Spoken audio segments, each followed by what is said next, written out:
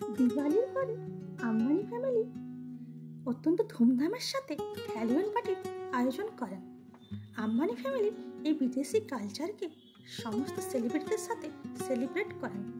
তাই এই অনুষ্ঠানে বলিউডের অধিকাংশ স্টারকে লক্ষ্য করা গেছে।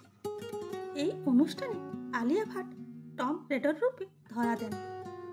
অন্যদিকে অ্যাক্ট্রেস দীপিকা পাডুকোন লেডি সিংহ রূপে সকলের প্রশংসা পান। এই অনুষ্ঠানের মধ্যমণি নীতা আম্বানি অডরি হ্যাপরন রূপে নিজেকে ধরা দেন। ব্ল্যাক ড্রেসের সাথে diamond jewellery Nita Ambani carry করেন।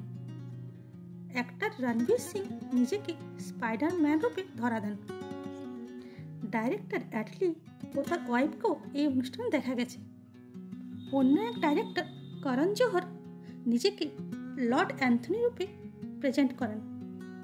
এছাড়াও অর্জুন কাপুর, আরিয়ান খান, অঞ্জলি মোদি, দিশা পাটানি, জয় দালাল, মানতী মোদি, সমৃদ্ধ হেজকে, আকাশ মিত্তল সহ একাধিক সেলিব্রিটিকে এখানে এনজয় করতে দেখা গেছে।